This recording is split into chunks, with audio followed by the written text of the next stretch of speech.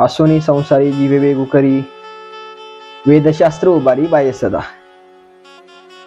ज्ञानोबाराय म्हणतात, बाबा तुम्ही संसारात असूनही नामचिंतन करा. आसोनी संसारी जीवे वेगू करी. आपण आसोनी संसारी या शब्दाचे दोन अर्थ पाहिले.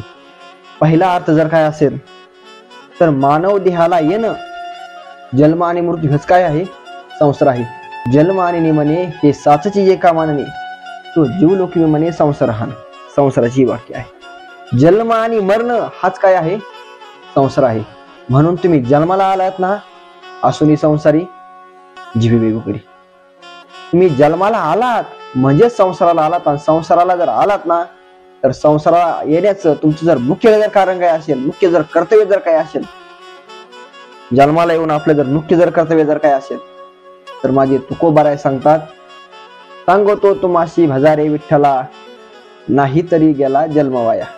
आपण मानव देहाला येऊन जर भगवंताचं चिंतन, भजन, नामस्मरण केलं नाही, थोडक्यात जर सांगायचं म्हणजे आपण जर जन्माला येऊन आपलं हिताचं साधन केलं नाही, परमार्थ केला नाही, तर आपलं आयुष्य व्यर्थ जातं, फुकट जातं.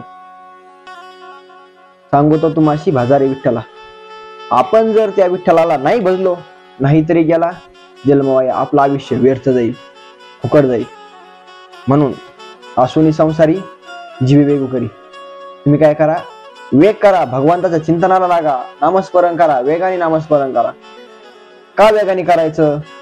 आम्ही कालांतरानुसार करू ना.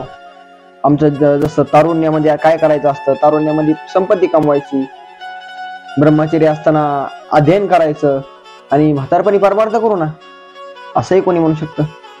पण या मानव देहाचा एक क्षणही भरोसा नाही, कधी हा जाईल. हा मानव देह म्हणजे काचाचं भांड आहे, काचाचं भांड कधी फुटल सांगता येत नाही. त्यामुळे काय करा, आताच नामस्मरण करण्यासाठी तुम्ही काय करा, तात्काळ लगेच वेग करा, लगेच काय करा, भगवंताचं चिंतन करा. जन्माला येणं हा एक काय संसार शब्दाचा अर्थ, आसोनी संसारी. आणि याचा जर दुसरा जर अर्थ जर पाहायचा ठरवला, जरी तुमचं लग्न झालं असलं, जरी तुम्ही संसारामध्ये गुंतलेले असला, प्रपंचिक असता, तरी काय करा, काम करता करता काय करा, भगवंताचं नामस्मरण करा. कामामध्ये काम, काही म्हणा राम राम, जाईल भवश्रम सुख होईल दुःखाची. तुम्ही संसारिक जरी असाल, जरी तुम्ही प्रपंचिक असाल, जरी तुम्ही प्रपंच करत असाल, तरी तुम्ही काय करा, त्या प्रपंच करत असताना, काम करत असताना, भाजी करताना, भाकरी करताना, शेती करताना, व्यापार करताना, नोकरी करताना तुम्ही काय करा, राम राम, हरी हरी, कृष्ण कृष्ण म्हणा. आसोनी संसारी जीवे वेगू करी. आणि ज्ञानोबाला सांगतात, मी म्हणतो म्हणू नका बरं का, वेदशास्त्र उभारी बाया सदा. वेदशास्त्र, वेद अनंत बोलीला, अर्थ इतुकाची साधीला, विठोबाची शरण जावी, निज निष्ठा नाम गावी. वेद सांगतो, वेद काय सांगतो, तुम्ही भगवंताचं नामस्मरण करा. जर तुम्हाला मानव देहाचं सार्थक करायचं असेल, जीवन साफल्य करायचं असेल, जीवन यशस्वी करायचं असेल, तर तुम्ही भगवंताचं चिंतन करा. भगवंताच्या चिंतनाशिवाय अन्य पर्याय नाही, असं वेद सांगतो. शास्त्रही तेच सांगतात, अलोडे सर्व शास्त्राने विचार्यचे पुन्हा पुन्हा, इदम एकम सुनिष्पन्नम ध्येयो नारायण सदा. सर्व शास्त्र काय सांगत असेल, सर्व शास्त्रात जर सार विचार जर काय असेल, तर भगवंताचं नामस्मरण करा. सर्व वेदशास्त्र काय करतात, वर हात करून सांगतात, काय करतात, आसोनी संसारी जीवे वेगू करी. हरिमुखे म्हणा, हरिमुखे म्हणा. संसारात जरी तुम्ही असाल, तर भगवंताचं मुखाने काय करा, नाम हरिमुखे म्हणा, हरिमुखे म्हणा. अहो, त्यांचं फल आम्हाला नक्की मिळणार का? पण आम्ही नाही तर दोन्हीकडे आम्हाला काही व्हायचं नाही. आम्ही धड संसारातही काही करायचो नाही, आणि तुम्ही सांगता परमार्थ करा, परमार्थाचंही आम्हाला फल मिळायचं नाही. ज्ञानोबाराय सांगतात बघा, ज्ञानोबाराय म्हणतात, ज्ञानदेव म्हणे व्यासाची या खुणा. ज्ञानोबाराय सांगतात, मी सांगतो असं नाही, व्यासांनी पुराणामध्ये नेऊन ठेवलं. जो भगवंताचं अनन्य चिंतन करतो, भगवंताचा जो अनन्य भक्त असतो, त्याच्या संगतीमध्ये भगवान सतत राहत असतात. नाही विसंबत एरा, एकामेकाला सोडून भगवंत आणि भक्त राहतच नाही. कोणत्या भक्ताला सोडून राहत नाही?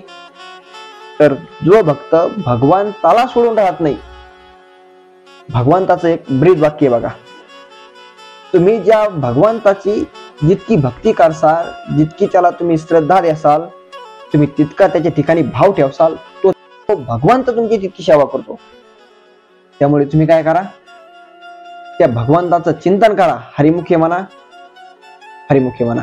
आणि तुम्हाला जर पुरावा जर लागत असेल तर ज्ञानदेव म्हणे व्यासाची या खुणा.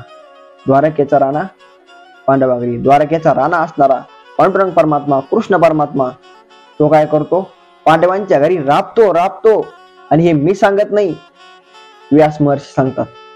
व्यास सामान्य नव्हे, व्यासांचं वर्णन करत असताना सांगितलं, नमोस्तुते व्यास विशाल बुद्धी असणारे असे व्यास महर्षी सांगतात. काय सांगतात, त्या भगवंताचं त्या पांडवांनी चिंतन केलं, भगवंताच्या सानिध्यात राहिले, भगवंताला अरण्य शरण गेले, त्याचं मुखाने नामस्मरण केलं, त्यामुळे काय त्यांना फल मिळालं, द्वारकेचा राणा पांडवागरी. सतत सुखा दुःखामध्ये तुम्ही गीतेचा जर अभ्यास केला तर तुमच्या लक्षात येईल. पहिला अध्याय, दुसरा अध्याय तुम्ही वाचत चला गीतेचा, किती प्रेम आहे भगवंताचं पांडवावर हे आपल्याला लक्षात येतं. जे भगवंतांना माता पित्याला ज्ञान सांगितलं नाही, भावाला ज्ञान सांगितलं नाही, पत्नीला ज्ञान सांगितलं नाही, ते पांडवाला सांगितलं. ते गुह्य अर्जुनाशी बोलत असे, असं गुह्य असणारं ज्ञान पांडवाला दिलं. का दिलं, हरिमुखे म्हणा, त्यांनी चिंतन केलं, चिंतनाचं फल काय मिळालं, भगवंताला अनन्य भक्त लागतो, अनन्य भक्त. तुमची संपत्तीची त्याला गरज नाही, पण त्याचं अनन्य भावाने चिंतन जर केलं